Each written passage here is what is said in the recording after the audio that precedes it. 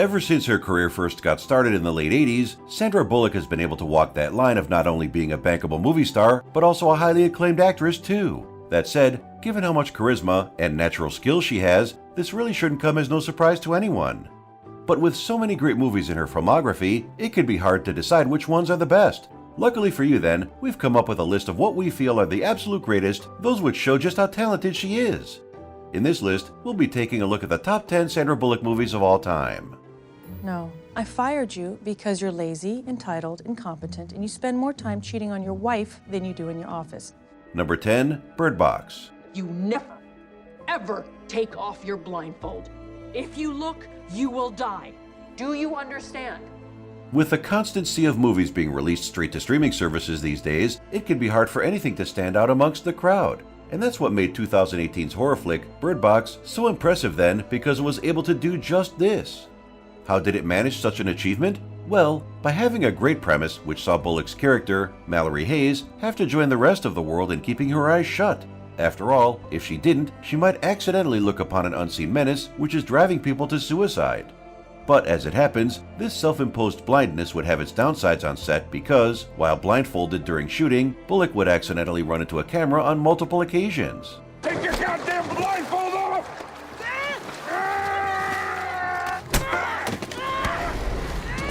Number 9, While You Were Sleeping. Do you want me to help you? No?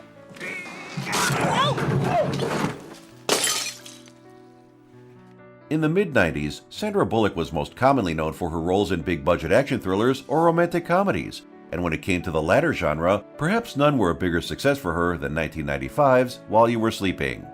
But given how great her on-screen chemistry was with her co-star Bill Pullman here, it's easy to see why this was the case. And it's also helped by the charming plot, which sees her character, Lucy Eleanor Matarazz, rescue a comatose man from a train track, then accidentally lead the doctors in hospital to believe she's his fiancée. That said, Bullock almost didn't get a chance to shine in this role at all because, in the years since, it's come out that the producer's first choice was none other than Demi Moore. Thankfully though, she would never actually sign on to the film, leaving the door open for someone else to step in. She's his fiancée. His fiance? Say what? I'm not his fiancée. I'm not engaged. I've never even spoken to the guy. Number 8, The Proposal. It's gonna be okay. It's not like we're gonna be married forever. We'll be happily divorced before you know it. We'll be fine. Carrying on her streak of winning romantic comedies, 2009's The Proposal sees Sandra Bullock play the role of Margaret Tate, a Canadian book publisher who finds herself facing deportation from the US once her visa runs out. So, in order to stop herself being sent back home then, she convinces her American assistant, Andrew Paxton, here played by Ryan Reynolds, to act as her fiancé. Needless to say, however, as things go on, sparks begin to fly between the two, and they end up falling in love with one another. And as it happened, the on-screen chemistry between the two here would lead to a real-life romance developing as, only 2 years later, Bullock and Reynolds would begin dating off-screen as well. If you touch my ass one more time, I will cut your balls off in your sleeve, okay? Yeah, there you go. Alrighty then. Number 7, The Lake House. He has wonderful penmanship. Mother, look at the date on the letter. The date. Just a detail. Just the detail? By 2006, Sandra Bullock was an old pro when it came to starring in romantic films. So perhaps this is why she decided to freshen things up a little when, that summer, she starred alongside Keanu Reeves in The Lake House. But what made this one different from any other romantic film she'd appeared in before? Well, for one, it has a more science fiction twist, as while the two are living in the same house, they're separated by a period of 2 years, leaving them to communicate through a mailbox which carries their letters to one another through time. And as it happens, this movie would also feature an Easter egg nodding towards Bullock and Reeves' first team up over a decade prior, as her character's dog here is called Jack, the same name her co-star had in 1994's Speed.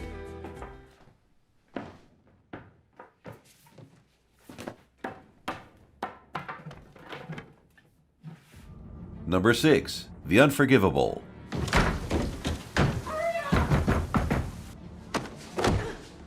Drag your bitch ass out next time!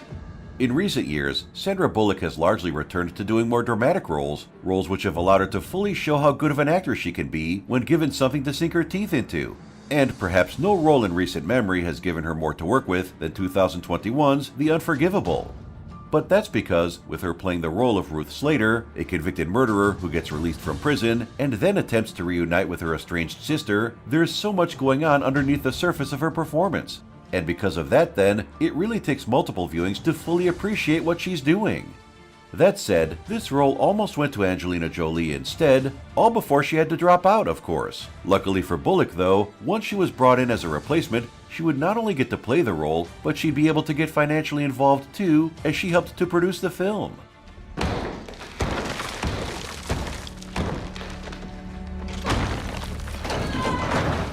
Number 5. Speed.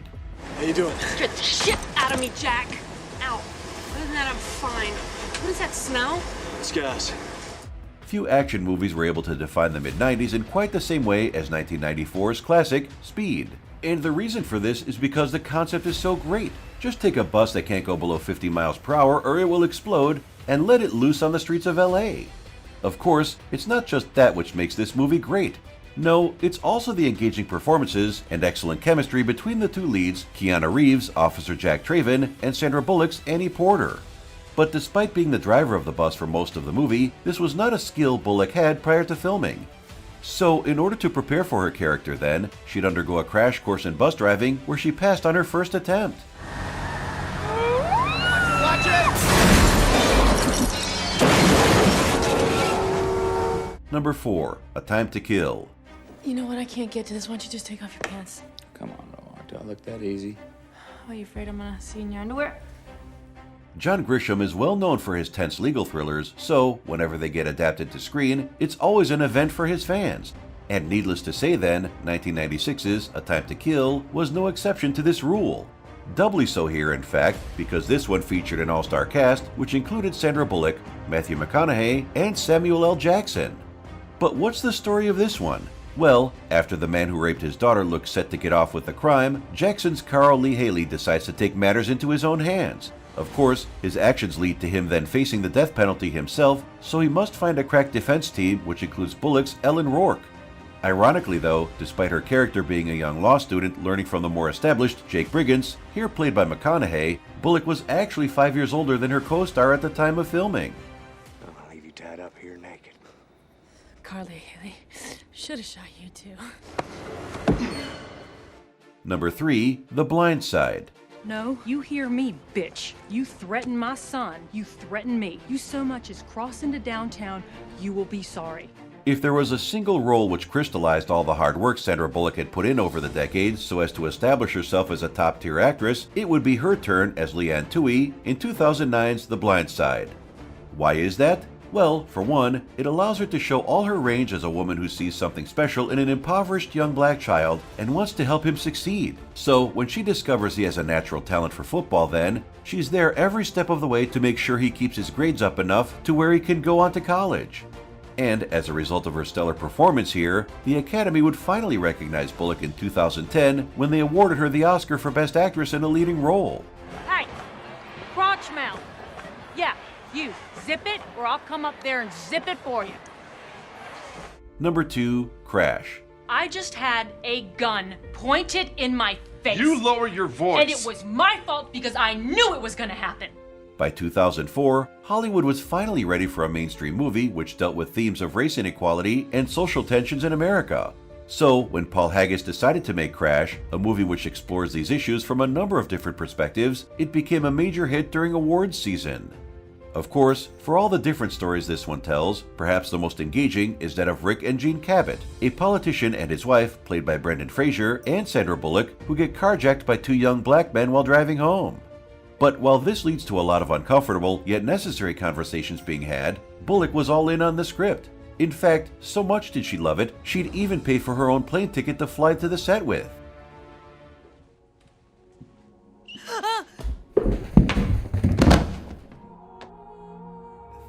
Our number 1 pick is Gravity.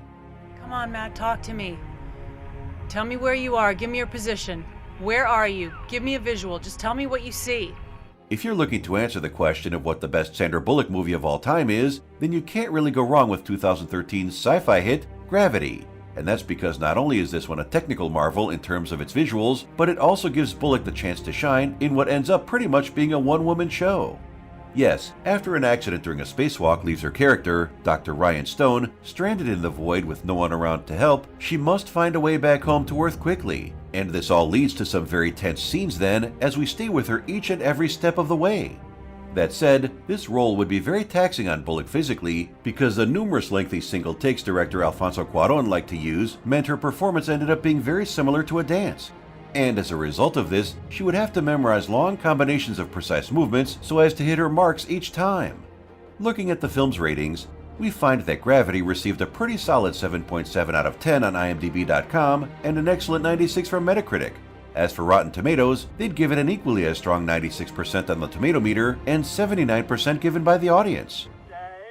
No, my name is not Mayday. I'm Stone. Dr. Ryan Stone, I need help.